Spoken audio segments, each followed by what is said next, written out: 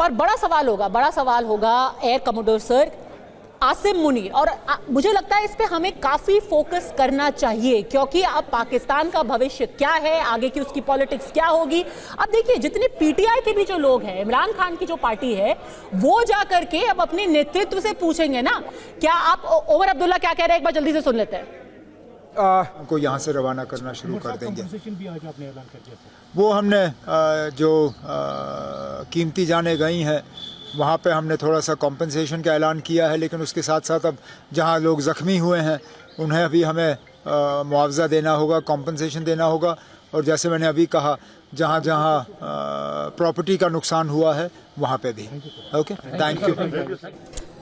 तो वहाँ वो समीक्षा करने गए थे। हाँ मनीष बताइए। पद्मजा, एक अपडेट हम आपको दे देंगे। अभी जो ब्रीफिंग हो रही है उसमें जो तीनों सेनाओं के ऑफिसर्स आ रहे हैं, यानी कि कर्नल सोफिया कुरैशी, कमोडोर रघु नायर और विंग कमांडर व्योमिका सिंह, यानी कि भारत की थल सेना और वायुसेना और जल सेना, नेवी, आर्मी और एयरफोर्स, तीनों के एक एक रिप्रेजेंटेटिव आ रहे हैं, उनके आप कहें कि स्पोक्स पर्सन की भूमिका में, और वो तीनों अपना स्टेटमेंट देंगे। तो मतलब ऑपरेशन सिंदूर को लेकर हम भारत की सेना की तरफ से क्या कार्रवाई की गई थी, क्या असेसमेंट है, ओवरऑल क्या असेसमेंट है। वैसे अंत भला तो सब भला, सबसे अच्छी बात है कि युद्ध खत्म हो गया है, सबसे अच्छी बात है कि तनाव खत्म हो गया है, शांति विराम हो गया, युद्ध विराम हो गया। लेकिन इस दरमियान में क्या कुछ हुआ इसके बारे में, जैसा कि अगर पद्मजा आपको याद होगा, तो जब मैंने एक सवाल किया था और विदेश सचिव ने कहा था जब उचित समय आएगा तो हम आपको सारी जानकारी देंगे, तो लगता है कि वो उचित समय आ गया है जब भारत की सरकार की तरफ से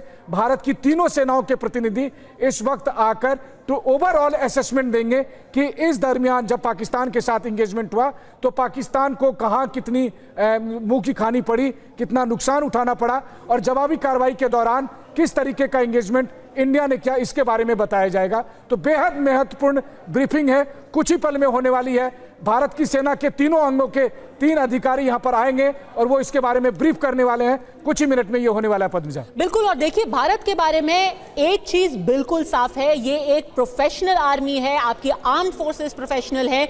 कुछ भी अगर हो, अभी पिछले एक हफ्ते में अगर कुछ ऊंच नीच भी हुई है, भारत सारे डिटेल्स, और कभी भी कुछ डिनाई नहीं किया है, भारत ने कहा है सही वक्त होगा हम आपको सारी डिटेल्स देंगे, क्योंकि यही एक सेक्युलर देश, एक डेमोक्रेटिक देश करता है, एक प्रोफेशनल आर्मी करती है। लेकिन पाकिस्तान के भविष्य पर वैभव अब बहुत बड़ा एक सवाल खड़ा हो जाएगा कि अंदर अब उनकी अंदर की उथल पुथल आज शुरू होगी। आज पीटीआई के लोग, इमरान खान की पार्टी के लोग, आपके मौलाना फजलुर रहमान जैसे लोग पूछना शुरू करेंगे कि जनरल साहब आप कर क्या रहे थे इतने दिनों तक, हमें तो कुछ बता रहे थे, असलियत कुछ और ही थी। जी बिल्कुल। और देखें, पिछले 3-4 दिन में जो तहरीके तालिबान पाकिस्तान है और जो बीएलए है, इन दोनों ने अपने हमलों में इंटेंसिटी बढ़ाई है। कल सिर्फ पिछले 24 घंटे में उन्होंने तकरीबन 18 से 20 अलग हमलों में जो है पाकिस्तान आर्मी के जो ऑफिसर्स और जवान हैं उन्होंने मारे हैं। और खुद मौलाना फजलुर रहमान ये बता चुके हैं कि बलूचिस्तान के अंदर कोई भी एक ऐसा डिस्ट्रिक्ट नहीं है, कोई भी एक ऐसी जगह नहीं है जहां पाकिस्तान का झंडा आप लहरा सकते हो, जहां पर पाकिस्तान का कौमी तराना गाया जाता हो। और दूसरी जगह खैबर पख्तूनख्वा में वहां के मुख्यमंत्री ये कह चुके हैं कि जी मैं अपनी फसल काटने के लिए टीटीपी को अगर भत्ता ना दूं तो मैं अपने खेत से अपनी फसल नहीं काट सकता।